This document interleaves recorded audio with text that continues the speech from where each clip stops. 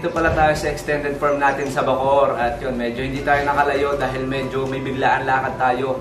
So hindi tayo nakabisita ngayon sa breeder dahil medyo kinapos din tayo sa budget, kaya don't skip ads mga tito, no? Medyo napaparami ako ng ads para makabawi tayo at makapunta sa malayo-layo, kaya medyo napaparami yung paglalagay ko ng ads. Pero yun, maraming salamat sa lahat ng sumusuporta mga otits sa mga vlog natin. At syempre, nandito tayo sa extended farm natin mga tito para makapag-update tayo. So yung mga hindi nyo nakikitang fry noon ng mga beta, so ito na sila ngayon, medyo malalaki na.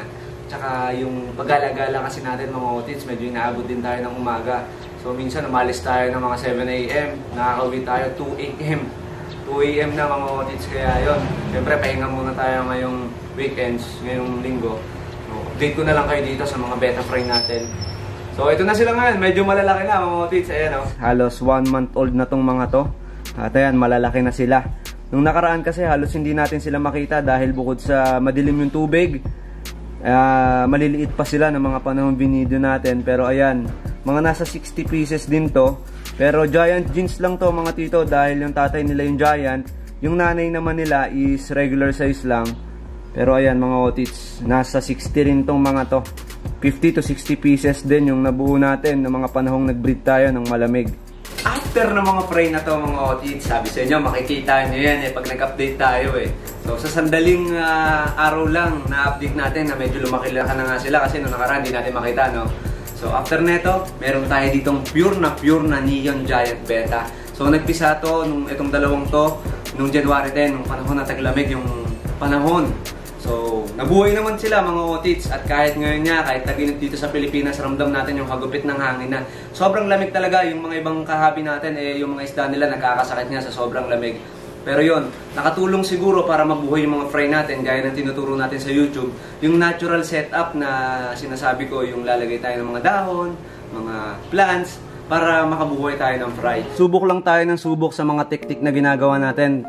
Lahat naman tayo may kanya-kanyang teknik, pero kung saan man tayo mas uunlad na teknik na ginagawa sa pagbibreed ng beta, is yun yung sundin natin. Pero ayan mga otits, iangat natin to para mas makita natin kung gaano sila kadami ngayon. Ito na nga mga tito, inahon na rin natin yung mga beta natin. Sobrang dami nating breed ngayon na beta. So ayan, mapapansin nyo dito mga otits, no, iba talaga yung pure giant pag binirid mo. So ito naman kasi same batch, same na pisa, pero mapapansin nyo dito maliliit, yung parang giant jeans lang kasi yung nanay nila regular size lang naman. Tapos ito naman mga otits, pure giant to. Dito mas maraming naiiwan na mas maliliit, siguro hindi nakakakain masyado, naiiwan.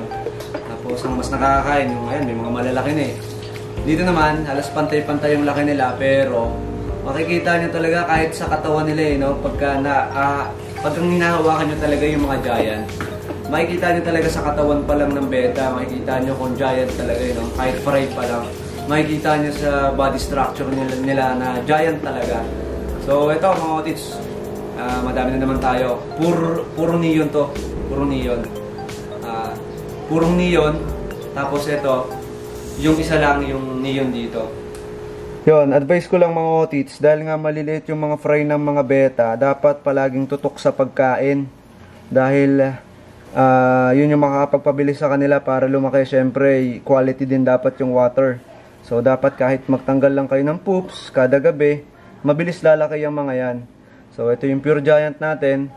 Ito naman yung mga giant jeans lang natin. Ayan sila. So ang dami na naman nating beta na panlalaro. So mamimili tayo dyan ang pwede nating ilaro sa mga susunod na show. So ayan mga otits, syempre itong mga beta na to kailangan yung tutukan talaga. Mga otits, sa susunod na mga buwan, sobrang dami na naman nating pang out, at ito pure giant talaga to. Neon pa mga tito. Kaya kung gusto nyo magkalinya na ito, abang-abang lang kayo mga otits sa post natin at update natin sa YouTube.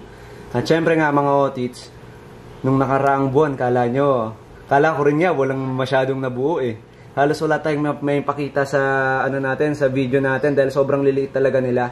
Kaya ma-advise ko lang sa inyo, pag nag-breed kayo, huwag nyo munang itapon yung tubig ng breeding tank nyo. Kasi malay nyo, ayan katulad nito, sobrang dami Kala nyo walang nabuo pero ang dami pala nila. Kaya isure nyo muna kung may laman ba talagang fry or wala. Ayan mga otits, so ang dami, sobra. Parang mga lisa. Ito naman parang mga dilis na.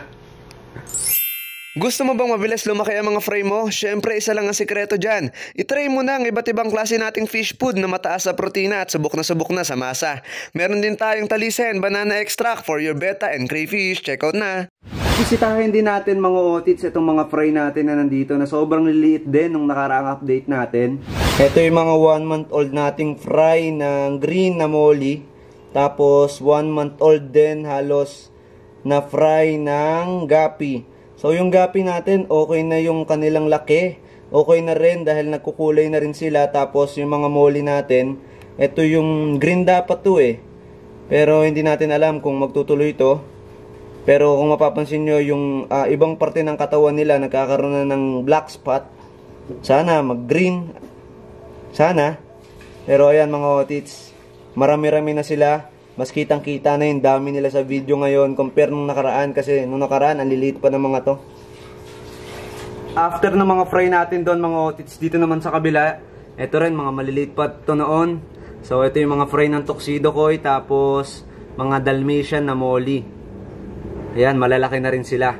Saktong-sakto lang yung sukat nila doon sa kanilang age. So saktong-sakto lang yung size nila. So kung may mapapansin kayong black dyan, mga nag-throwback na yan, na mga anak ng Dalmatian natin. Pero ito yung mga nakikita nyong puti na may mga dot. Ito yung mga nandito. Yan, nasa standard pa rin naman yan. So ayan mga otits, malalaki na yung mga fry natin. Sa mga susunod na buwan, ready to harvest na tong mga nandito.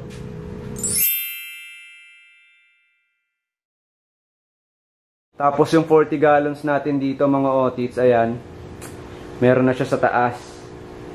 Medyo kinukulang pa tayo sa budget.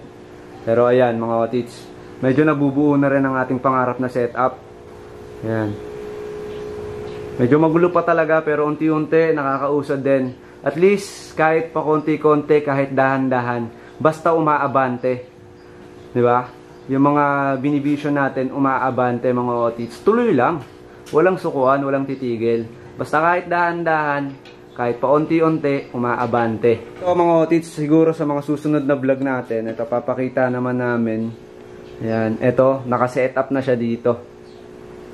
So katulad niyan, kala nyo mga otits, yung pagsisetup ng ganito, mura lang. Pero pagka, ayan, tulad na itong mga to, ayan, itong mga host na to, pag nagsama-sama yan, medyo masakit din talaga siya sa bulsa. Mapapalo ka ng hindi oras sa pet ni Mrs. Kaya dahan-dahan lang. Basta dahan-dahan lang. At least umaabante, di ba? Ayan. Lagay muna natin dito yan.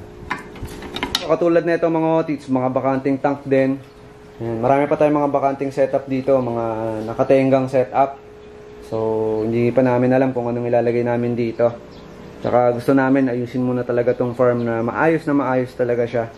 So, baka ewan ko kung anong ilalagay natin dito. Kung meron kayong planong ilagay, baka mabili natin. Comment down below kayo mga otits. Ayan, kung ano. So mga nasa 20 gallons ata itong tank na to. 20 gallons. Maganda rin siya. Maganda yung pagkakagawa sa kanya.